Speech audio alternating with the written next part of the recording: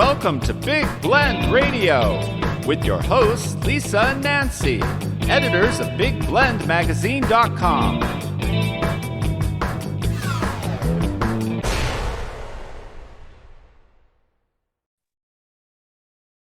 Hey everyone, welcome to Big Blend Radio. Today we're super excited to welcome an English solo artist, Tim Arnold, to the show. He's got his new album that actually, as we're recording it, it is going live now. It is called Super Connected, and we love it. And there's a whole video thing that goes with this, like a movie, really. God, you've got to go check it out. Go to his website, timarnold.co.uk, and go get it. He's got an actual video that is part of a bigger feature, as I was saying, called Start with the Sound, and you're going to want to check that out. But welcome to the show, Tim. How are you? I'm really well. Thank you, Lisa. Lovely to meet you. You too. I got to have turquoise and blues all around because, like, you have blue hair, and I want blue hair now. Like, really, like that. So why blue? I have to go right there. Oh my gosh. Well, I think when I first started writing Start with the Sound, I began writing a kind of music video script. It wasn't a full film at that point in my head. And I just wanted to create a story about a musician who kind of lost touch with music and would find like a tech company that were going to provide him with all the answers to connect him with music again.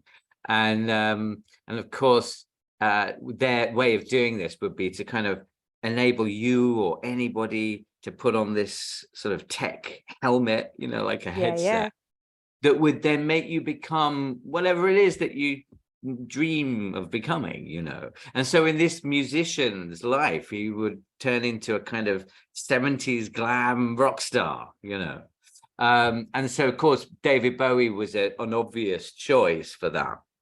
And I'd been working with David Bowie's movement director and Lindsay Kemp a few years into working on this album project. And he really inspired it as well. But of course, you know, looking back on the Life on Mars video, it's like, yeah, well, I'm not going to do a character that has red hair because it's too similar. And I thought, well, yeah, he didn't do blue. And as far as I could remember, there weren't any blue-haired 70s glam rock stars. So I thought we'd try that and see what it looks like. And it's stuck ever since. Looking my glasses off. And you know, that's how we filmed it. So the character, I think not many people, but some people might think that it's me on the front cover with the blue hair, and it's me playing a character very much, which is sort of Trojan horse, because the tech company and the fictional story is only really doing this to gather data and information about the person that tries on their new gadget. Oh, yeah, exactly. Just like social media, right? It's like one big algorithm. Yeah.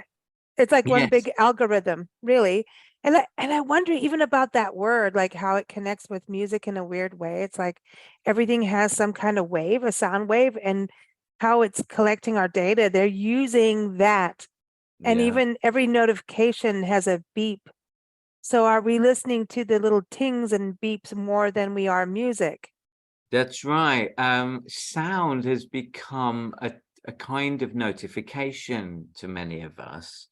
And I think that's why on the last song on the Super Connected album, I decided to use those sounds in a way, you know, there's sounds of like Skype, WhatsApp, Facebook, Messenger, iPhone noises. And I worked on them for about a week, trying out all these different rhythms and patterns in a way to try to reclaim the sounds away from how we experience them. We experience them as something that makes us jump and think, oh gosh, I've got to do this, or it's a reminder to do something, or answer somebody, have to respond all the time. And I thought if I could just try to make a tune out of it, that maybe it's like reclaiming it a bit. But you know, it's pretty powerful what those companies have done with using those sounds. So I think when people hear the last song of the album, they usually jump to get their own phone. Oh my God. But it's so weird. Like even before we were talking about like before we recorded about what's happening with even music channels and streaming. And I'm glad to see that you're doing vinyl with this and CDs, because the streaming thing is I have to watch my language. I'm trying, but damn it, man. It's good. I get it for showing popularity and for getting gigs I've and been all there, of that. Lisa. I know where you are. I can't help it. I just want to call BS when it is. I Is think that polite? actually, I'll just grab something quickly that I always wanted to make this record very much as something you could hold. You can't hold a stream, but you can hold a vinyl or a CD, compact disc, or even a cassette. Right. And it's funny you Yeah. saying that. When I send out the albums, which I do personally, Oh, nice. I've got these little cards where I sort of put the name of the person that's purchased the record, Oh, but underneath it says, and I really believe this, taking my art in your hand means you have had a hand in making my art. oh, And it's exactly that. If you stream my music, it's great for you, and it's great for the company that you have a subscription with. But if you buy my record or you buy my CD, it's great for you and it's great for me as an artist. yeah. But you have something tangible too, so it means Yeah, something. it really means something, and Yeah. it's I think there is something about the phenomenological world, that we're losing a little bit of late. It doesn't mean we've lost it forever, but at the moment, I think it's I think we need to speak up yeah. and be loud about it. And I think, I love this music that you're doing, and that other musicians are kind of going, hello, let's call it what it is, and I think what you're really right about having a hand in art, because when you perform live, right, you have that energy of the audience. There's a tangible energy that you can touch and feel. And it's the same thing when you have a vinyl, or you take the record out of the sleeve. You can smell the actual album, where it's been. Was it in a musty place? There's something good Yeah. about musty albums that no one can ever tell me it's wrong. It's like, I don't care. I want them old. But that's bad. It's the But same as with books as well. You go into the book, yeah, the smell of history on something is lovely. I love that. but that's an energy. Whereas streaming, it's kind of like a flat. By the way, everybody go stream the album, but but it's kind of a flat thing. It's kind Yeah. of there's a weird lack of. I don't know how to explain it, and I would love a I have scientist to get into this. I'll tell you something. There's lots of different reasons why there are problems with streaming. And, to be fair as well, there's always problems with anything when it begins. Yeah. There was this thing called cigarettes that was really cool in the 1930s. I enjoyed them every- when I was a teenager, and then I got into trouble. It's way too much. Not good for but me. historically, this was a cool thing when it started, and everyone's encouraged to do it. Even doctors were saying, try the smoke. But so Asthma cigarettes. Do you remember those? People yeah, were right. they gave them asthma cigarettes. Hello. Yeah.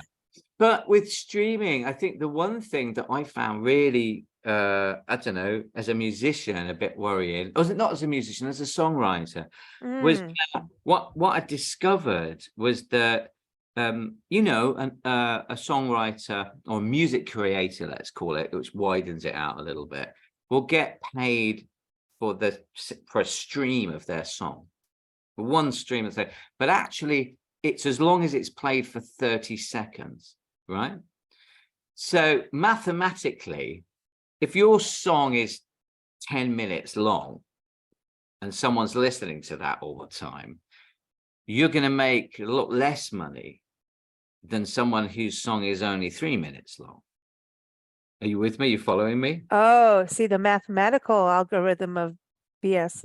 Yeah. So the mathematics is encouraged. If you're incentivized by making money, which I'm not, but most artists in the popular realm are. I wouldn't call myself a pop artist, but it just means that if you have an album full of 2-minute songs, you're going to make a lot more money. Oh, we're back to the Weirdly, old school radio again. Exactly. And it's Drake, of course, who had that album that I forgot the name of, has like 20 songs on it, but they're all 2 minutes long. Some of them are 1 minute long.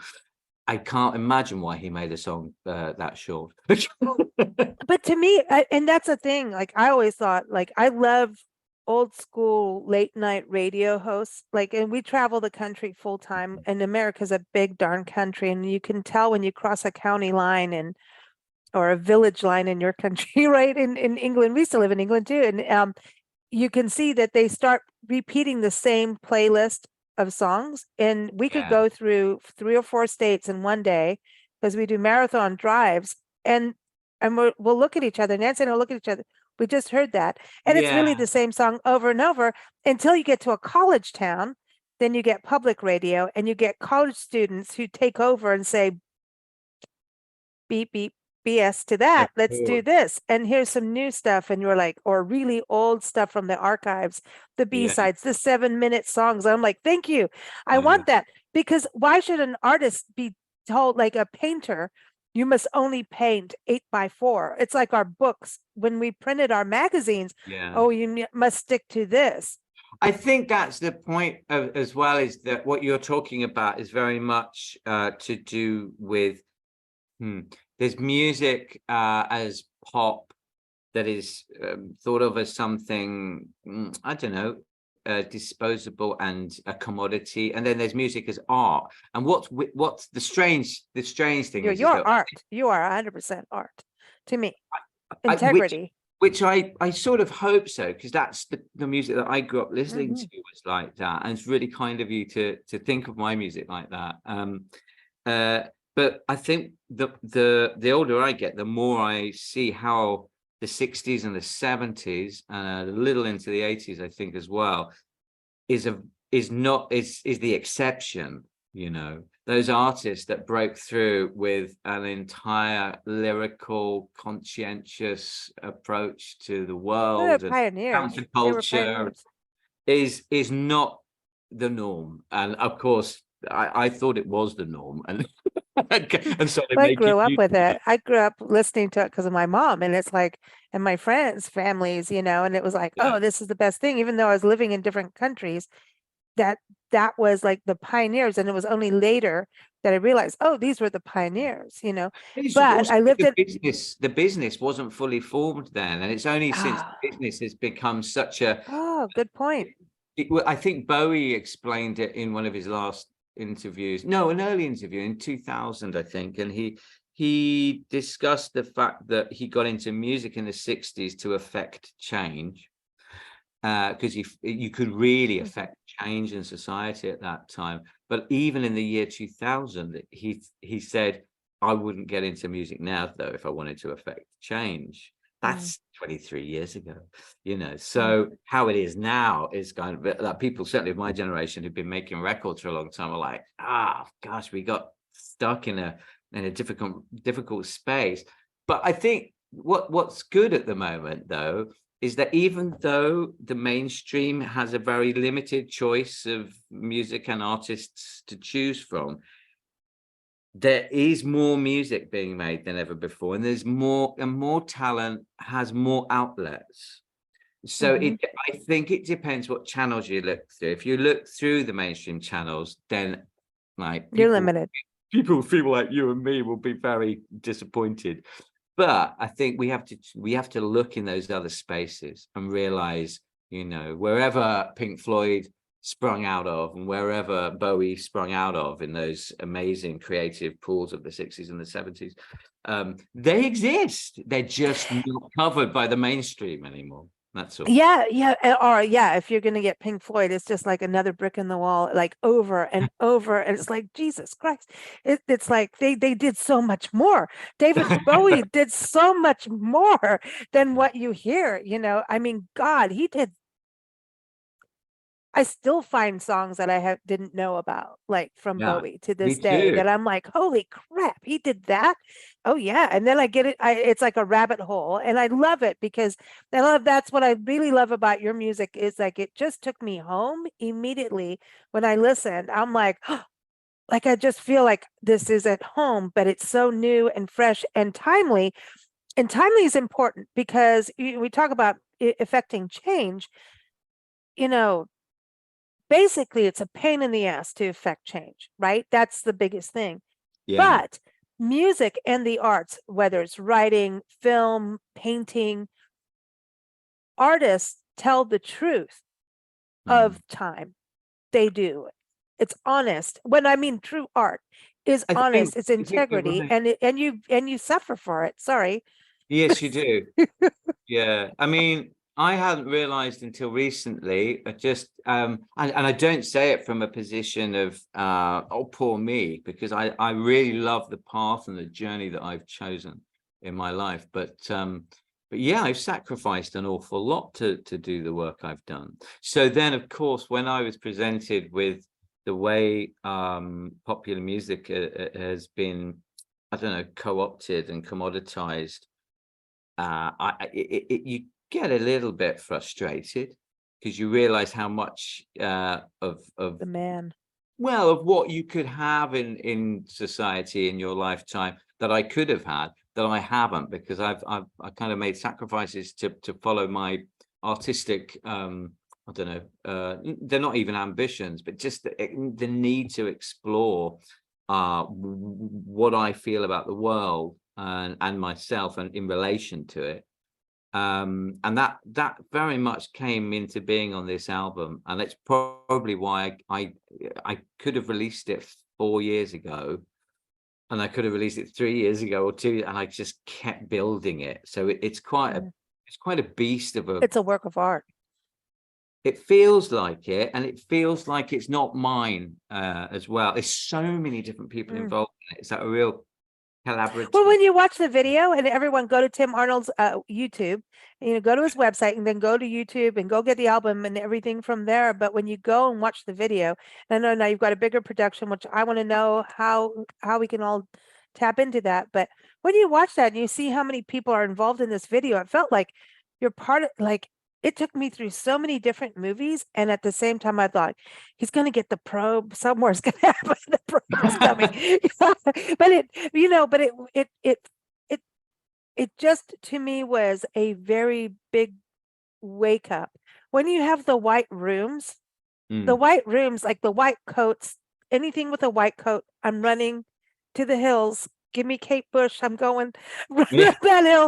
Like, I'm gone, So the white coat thing, like, it's there, but it's like, I feel like it is, we've got to get down to it. I was saying before we recorded, like, Nancy and I, we travel the country documenting parks and land, and we did this in Africa and Kenya, South Africa. It's always been who we are.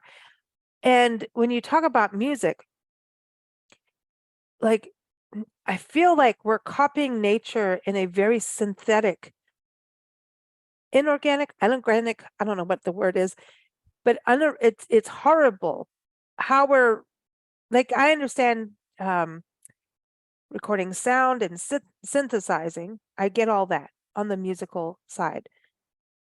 But all the notifications we get on phones and all of what we're doing is taking away from nature. So, like, let's even think about an alarm clock.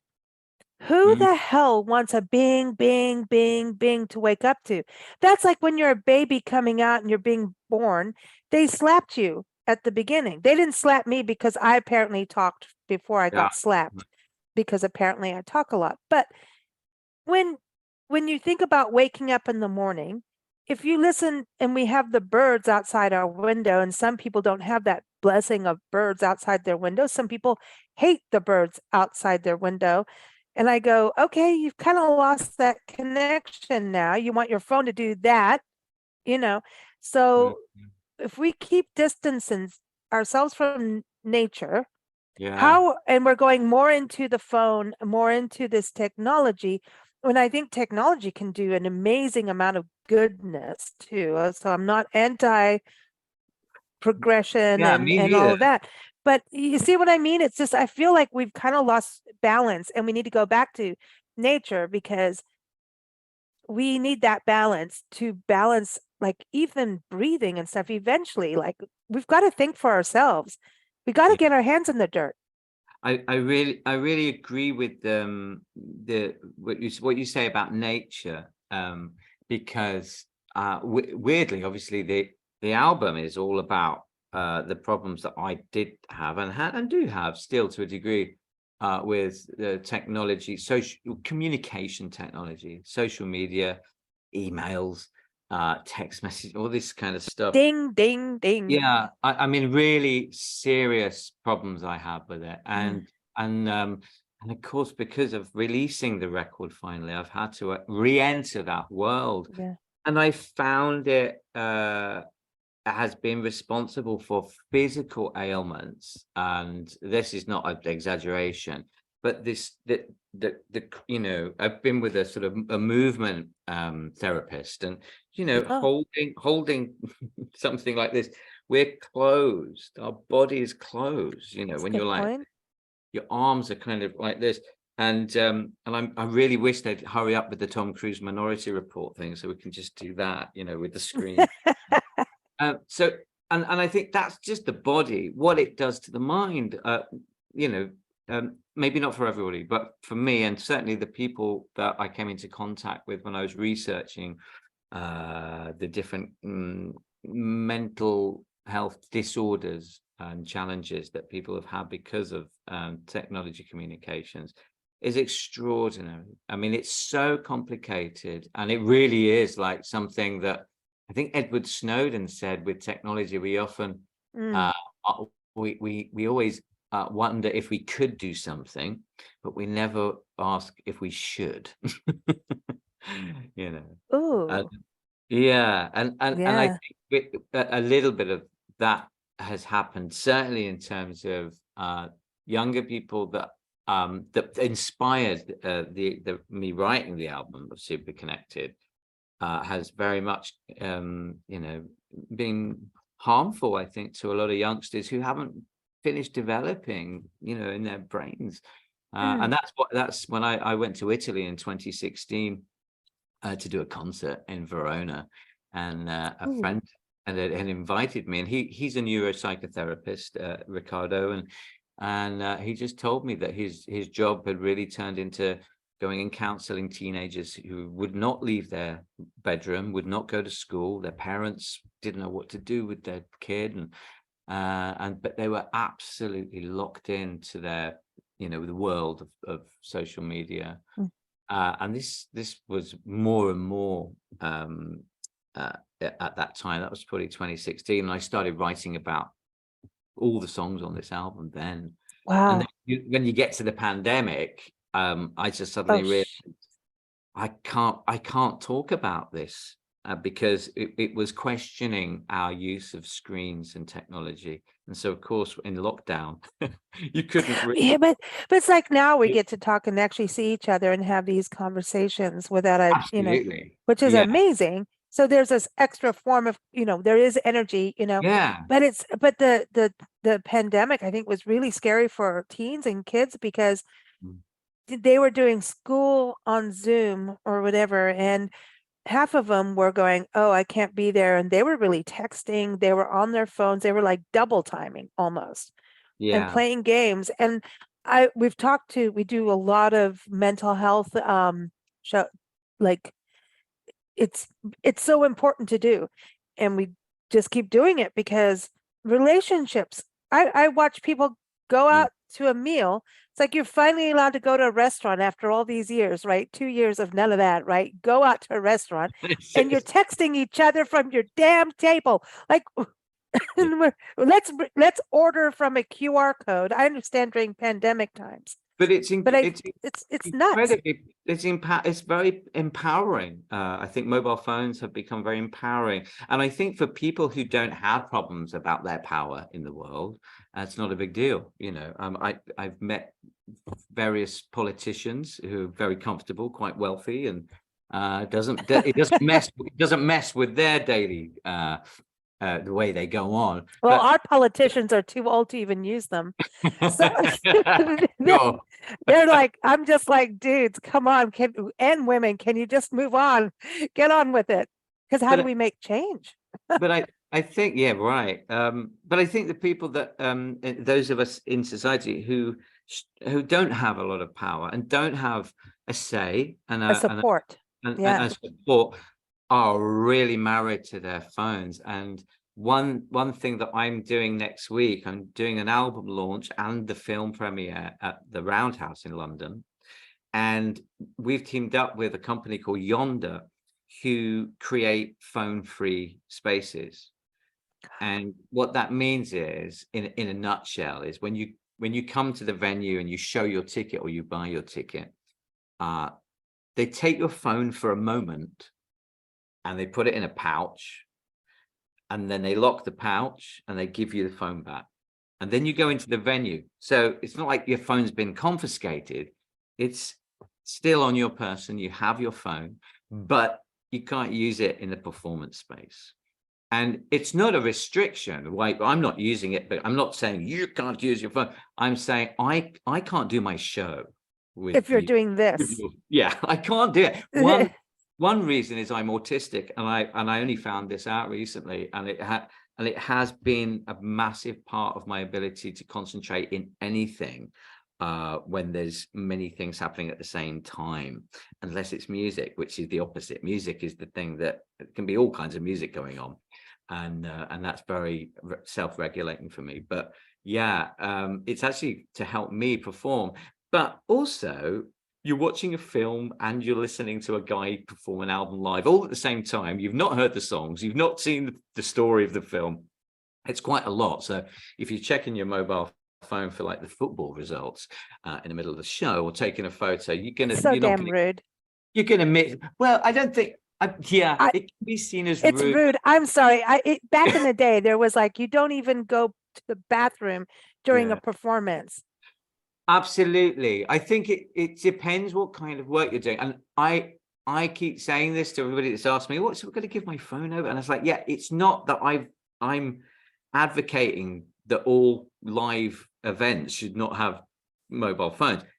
My one on this occasion is that, and it's a special occasion too. So you're the whole movie is going to be behind there. So like you're performing. I'm singing. Tell me about that. Like, oh yeah. How's that going to work? Like, and can we watch this full film afterwards? Like, I want to know. I'll watch it on my phone. I'm kidding. I won't. I'll watch it on. I'll at least increase it to the computer or TV. So when I was beginning. When I finished the album and thought, great, I'll release the album. And then I thought, no, I won't, because nobody will, well, not nobody, but many people probably won't be able to listen to it from beginning to end, because not many people do now. And it was a kind of idea of, how could I get everybody to experience the whole album? And I just thought, nobody has a challenge watching an hour of Netflix. It's really easy, right? You don't need to say, please watch the episode until the end. That you know, it's not a challenge, is it? I listened to the whole album. I think you do. But I think there are some. I know what you mean. Yeah. Life is busy, and I think a lot of people would like to listen to a whole album. It's just changed. So I thought, well, it's relaxing watching a drama these days, I guess, in the way it was relaxing to listen to a whole album in the 70s. And I'd already started writing a story to the songs. So I thought, I'll wait to put the album out and I'll work on this film. And by the love of a community of new and old friends, I managed to make this film drama, which I ended up acting in as well, which I wasn't intending to do. Oh, come on. Yeah, that's cool, though. Well, my producer said to me, I said, do you think I should do this part? And she said, if you don't feel comfortable with doing it, I think you probably should. Exactly. So that's my dear friend Nim. And so, yeah, but the film has no words. So it's a silent movie set to the album in sequence, very similar to Pink Floyd's The Wall, which of course has some little bits here and there of dialogue, but not really. It's mostly all the songs in sequence. So that's how I knew it might be possible. And so, of course, originally I just thought that would go on to like Netflix or Amazon or something like that. But I honestly, I haven't been able to find anybody in the British music industry or film industry who could understand pioneer. Yeah. Yeah, see, but that's the thing. That's the thing. When you do something new, it's like, Yeah, and it's oh kind of God, how dare you? You need to, everybody else has to do it before you can do it, right? exactly. Well, no one's Mhm. really doing that, Tim. And I take that But always that's as a compliment. okay, I can go to my grave knowing that I'm feeling happy. I was doing Well, something else. this, as you were tired, this really came to mind of, and even some interviews I just recently did with musicians, kind of in this space of going, like, this is BS what we're doing, right, in the world. And there's so many different ways, whether it's climate change, whether it's technology, AI, algorithm, BS, how streaming. I mean, so people are standing up and musicians. So I kind of feel like Nancy and I were talking about this the other day. I kind of feel like we're going back to the 80s in a weird way. So 80s music sound is kind of merging with some of the old rock and blues and everything, but there's this interesting Yeah. pioneer thing.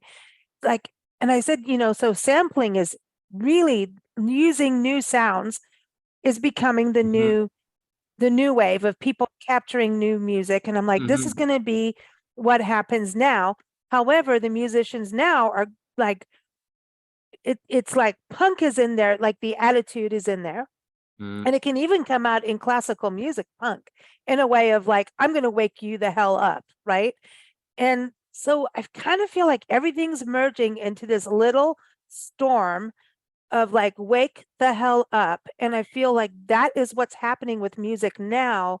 Mm. And it's coming from, it's weird because we have the internet and technology that opens up all this creativity, yet is insanely restraintive.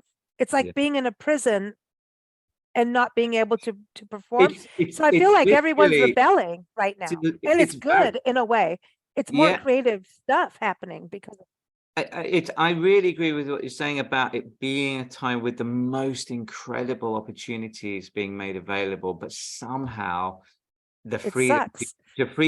to use them is not quite as tangible as we'd hope it would be. And in that way, it reminds me of the ring in Lord of the Rings, where Mm. this incredible object of power that can do anything, and it can work for good or evil, right? And of course the weight of it is enormous if you are trying to do good with it, like we see Frodo has. It's this Yeah. the pressure to stay good with this thing.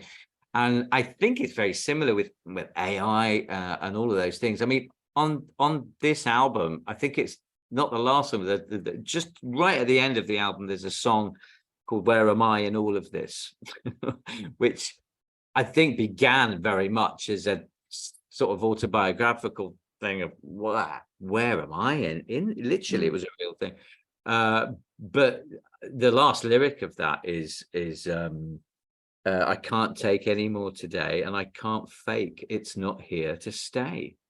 Oh, And that's really about data colonialism, and that's what this is. We had slavery in the that's a really good term. it's not my Data term. colonialism.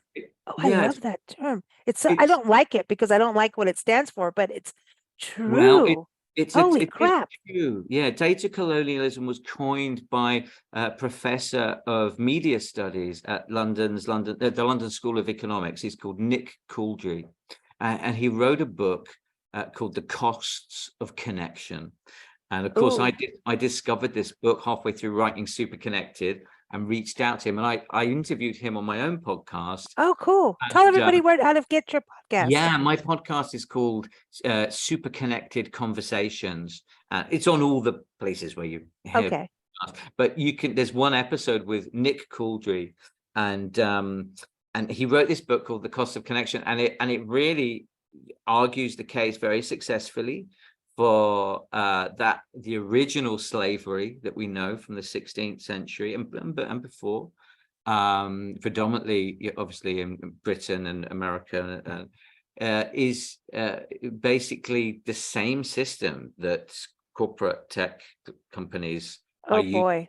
with data. Our data is now the value, that's the gold, but we are the slaves, and it's not It's not a fantastical sort of sensationalized account. This is like No. years and years of research of one of the London's most like preeminent economic professors. I mean, he's a bit of a genius, Nick. And so that really opened my eyes to the fact that it is something that's gone too far. And I don't think it's like there's a dastardly baddie, you know, behind it, or like a Bond villain, you know, like in the James Bond film. There's like it's a guy collective. stroking a cat. It's a collective. I think it's a collective. I think it's also it just happened. And it's also a system, and systems come into place. And if you work in a system and it's your job and your children being fed depends on you being in that job, in that system, you don't question it very much. That's normal, you know. I don't like to blame other human beings. I think all of us as human beings are capable of the same beautiful or horrific behavior. And if it's horrific behavior happening, it's because there's a system being put in place, which we've kind of not noticed because we've been in it too long.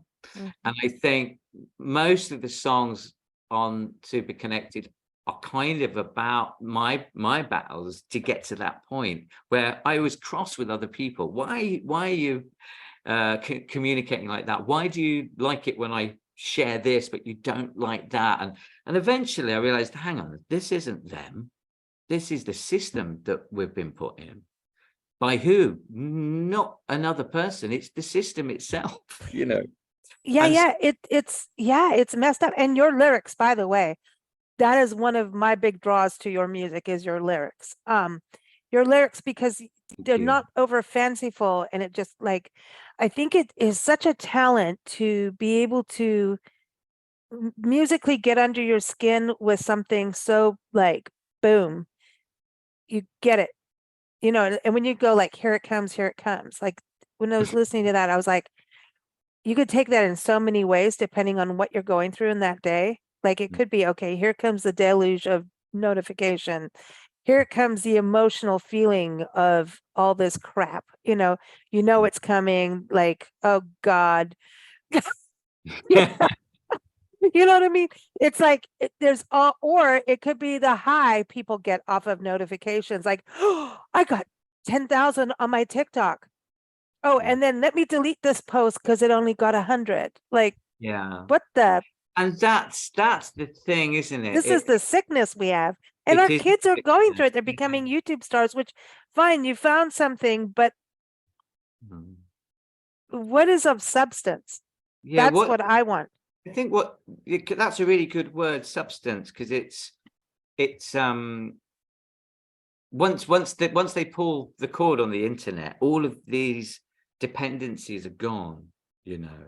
And so what is of substance that really, and you know what I found more than anything else with doing work online or operating in the social media sphere, or the digital hemisphere, is that time just gets eaten. And that when you stop, I've do like digital detoxes regularly, have done for 4 years, I suppose, and I'm getting time back.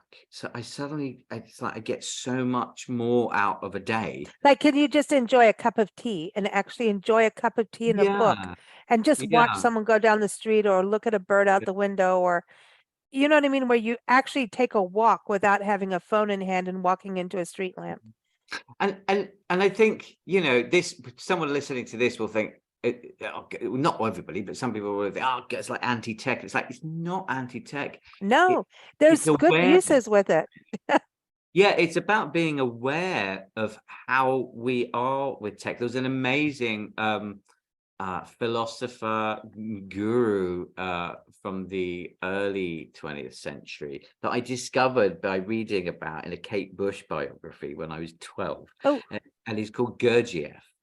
And Gurdjieff talked about, and this is like over 100 years ago, and he talked about how we are as human beings with every single thing we do, even if we do something new, quite quickly become robotic in it. and it's a habit. And he developed all these exercises. Even now I'm doing that with my hands, and he would say, what happens in your brain before you even lift a hand to do it, that it goes that way and that, it's like every little bit. It's it's really scientific, to be honest, but I think really it's quite a value at the moment in understanding just how much we're doing robotically. I mean, when I'm on this, it's a choice. I've got another phone, which is a dumb phone, as they call it, which doesn't have any internet on it. It's a mobile, old-fashioned mobile phone.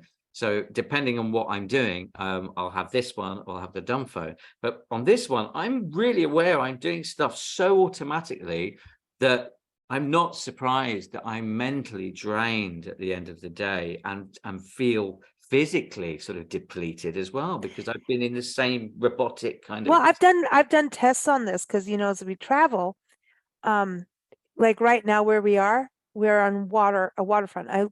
Looking past you, I see a river, and there's a pair of ospreys taking care of their nest, their eggs. You can come here, and I mean, it's beautiful. It's absolutely gorgeous, and very lucky to be here. But to be in nature, suddenly, this calm took over my phone. Now, if I'm in a busy space, my brain is very ding bad. It goes ding, ding, ding all the time. I'm like one of those people. And then I crash, boom, because my body says, you're going to go down, girl. You're going down, right? And to wind my brain down, like after interviews and magazine deadlines and travel, I need to how do you unwind? Well, you're on your phone. And do you really sleep after that? So here we are, this lake view, everything. My body has just said, you're sleeping here. You're sleeping. You're going to bed early. No, I don't care. You're supposed to work, because I've been working crazy hours lately. And it's like, no, I'm not on my phone. Like I try to do something and it's like, no, you're going down. The power of nature. So it's kind of these interesting, and I do this as we travel. And I wonder about that, about us as society getting away from having I'm going back to the nature thing. As we separate ourselves from part of our heartbeat, we're screwing up. So I'm not saying that if we live in flats, I love that. You refer to nature as part of our heartbeat. We are connected. We are part of trees. Absolutely. Part of our DNA is connected to trees. So as we cut them down, like I've been in places where I start getting really upset and emotional. I'm going, oh, what? Don't look at me just because I'm a woman that way. No, not you. I'm just it's not that. And I'll go around the corner and they're cutting a tree down. And my body knows, and I'm very, very connected with nature. I grew up in the bush, and I'm just that way. And whenever you put me in society, I start to rebel and become quite an idiot. It's not natural, I don't think, for us to box ourselves up. We live in condos and flats, apartments, wherever we are in the world. Have some plants, put a patio garden, do what you can, have community parks. I don't care if it's 10 feet wide. We create these dead zones in our life, and then we put technology on top of it. We need that balance, is all I'm saying. I think that's what the conversation, it's not like anti everything. It is called finding the balance. Absolutely. And also I grew up in an area of London called Soho. You probably heard of Soho. My mum and my grandfather both lived there as well. And so I wasn't born there, but I ended up going there because of the family roots, and I felt connected. And one of the things that I used to talk about Soho was when it started being kind of pulled down a little bit, and we lost a lot of amazing music venues and cultural spaces. Oh, really? It really contributed historically, yeah. And one of the things I used to talk about was what made it somewhere that everybody loved was its variety and diversity. So yeah, there were Italians, yes, there were Turks, yes, there were Hungarian. That's awesome. Greek. Oh my God, that means you have good food everywhere. Yeah, coffee shops, film industry, music industry, theatre land. That's vibrant. It's like everything. And I think it's the same with all life. The key to, I think, a really balanced life that we it's can exist, diversity on everything. that we can exist in our natural state in effectively, is when we don't sort of have this absolutist idea that everything should be one way, because it's a little bit like that with what I'm talking about on the album. Many of these tech companies that govern a large proportion of our lives tell us how we should communicate and how we shouldn't communicate. And Well, the thing is, they're not wrong about their way. They're not. But it's it true. doesn't cancel out the other way. And so what we learned before the digital revolution isn't null and void.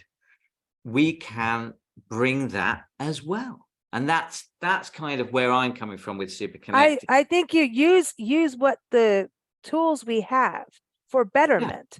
It's and not balance. about replacing one with the Well, other. I really want to go on this diversity part where you're talking about, because we are the big blend, right?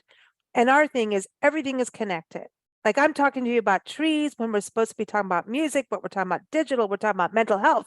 We're going everywhere because it's balance. A balanced life. They tell you don't put one thing on your plate. We know from agriculture, big crops, like one crop that grows in one area devastates the soil, right? It doesn't do well. Whereas a farm that rotates crops and has a diversity of crops does very well, and it's healthier for us eating it, right?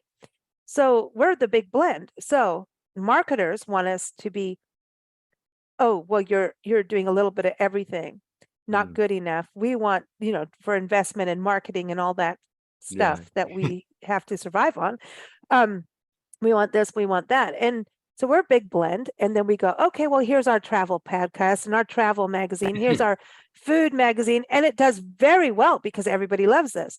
So then we were like, well, we're sneaking back into the field. Let's do our daily big blend podcast of a little bit of everything. And what happened? Oh, yeah, went very well. And I'm like, oh, yeah, watch this. So now we're launching a whole new thing with it. And we're back to being the blend. And we have to now diversify everything and still go back to our roots and balance, because deep down, how do you introduce something new to somebody? I think that's a very hard thing for musicians and artists.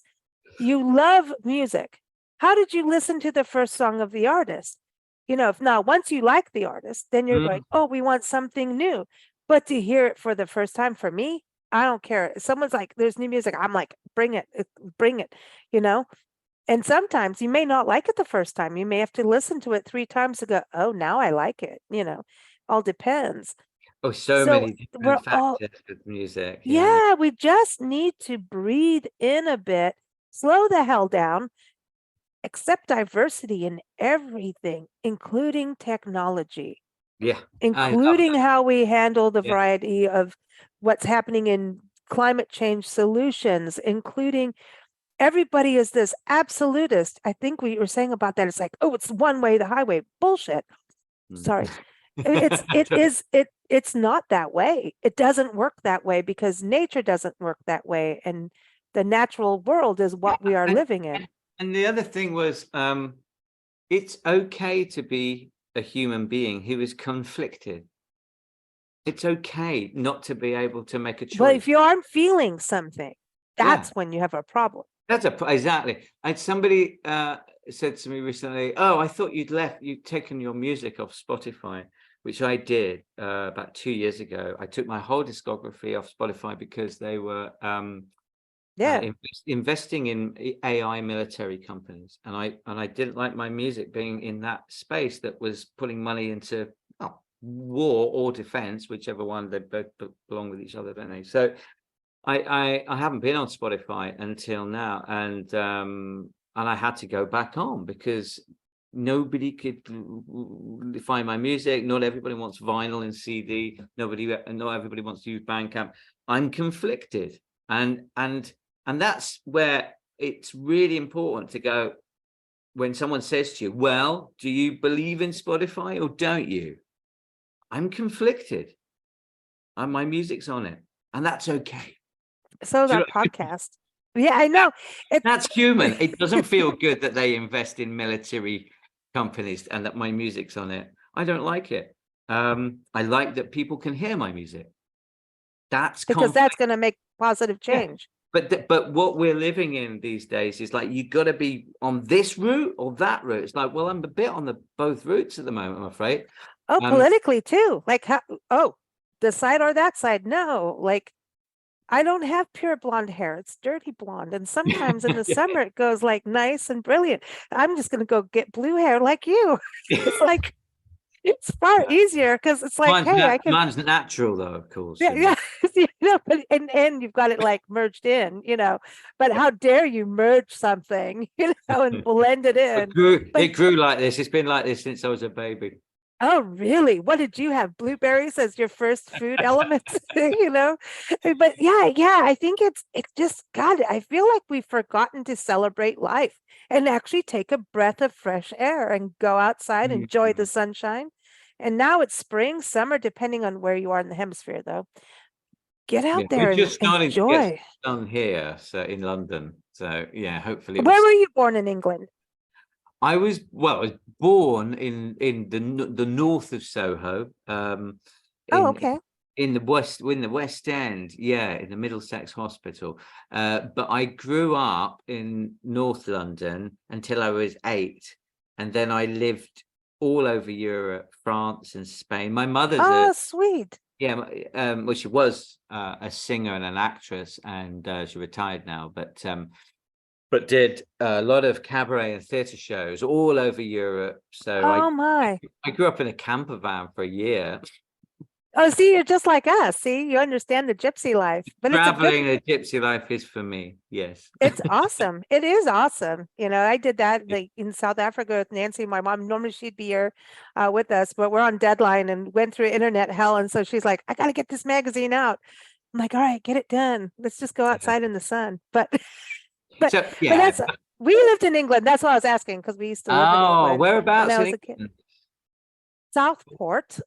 Southport. So it's up in the north. Yeah. And Preston. Don't tell anybody. Don't tell anybody. Apparently they give us the eyebrow and we're like, we didn't know.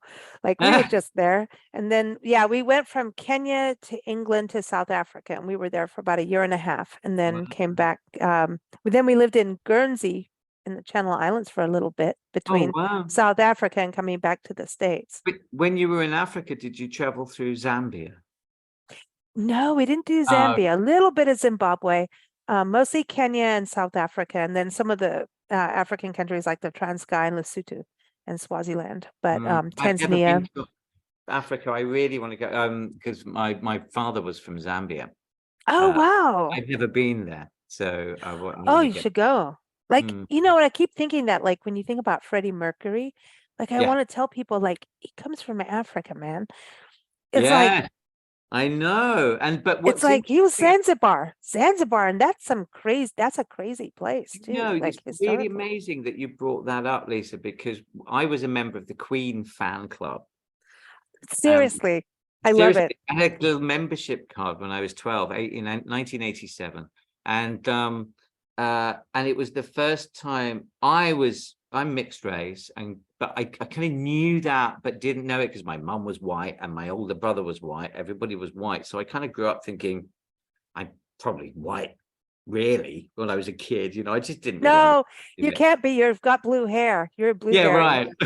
but I didn't know about, and I remember saying to my mum when I was very young, I said, God, I'd love to do something like Freddie Mercury when I'm older. And, look at you now. And she said, well, he's not even fully, he's not English anyway. I didn't know. I was 12 or 13, and it kind of gave me confidence because I'm half Indian, and knowing that he was from Zanzibar just made me think, okay, so I can do rock and roll too. Yeah, you can. It's amazing. Hey, and look at the Indian culture, what's happening now. Like, I mean, come on. It's incredible. It is. And the rhythms, that's, to me, that's, growing up in Africa, is the rhythm and the vocals are so powerful. And, so it was just a really I think with your music too, because we were so much on the music would come from Europe. Yeah. So you'd hear that sound in your sound. Like I said, that as soon as I listened, I'm like, oh yeah, I'm home. That's like my term of like, yeah, Glad you like it. It's been a long time coming as well. I've made 3 other albums during the making of this album. I've released oh wow, 3 cool. others. So it's been a long time. It's really lovely meeting somebody for the first time and hearing that it resonates with you. Oh, it's like that was immediate. It was immediate from push play on. I'm like, oh, I'm in. I'm in. You got me immediately. Thank you for joining us here on Big Blend Radio. Thank you for having me. Everyone has to keep up with you. Everyone go to, let me get it right here. Wow, there's superconnected.technology too. Look at that. You got a technology link. But it Dude. had to be, really, didn't it, for that? But I think Yeah. technology is what we've been doing for the last hour. That's the Hey, real. listen, but this is the positive part, right? So that's the Yeah, thing. yeah. So everyone, timarnold.co.uk. Again, the album is Super Connected. Go to YouTube to watch the video we were talking about. Go check that out and stay in touch. And for people that are in the movie industry who understand all that stuff, get in touch with Tim because, seriously, it's so cool. Go to his YouTube channel. And then if you can get the album or the CD, that is preferred. And Bandcamp, they are the best streaming outlet for musicians. I'm just saying. And Bandcamp Fridays are the best. So check that out. So thank you so much, Tim. And stay in touch with your new albums. I will. Absolutely. I look forward to talking to you again.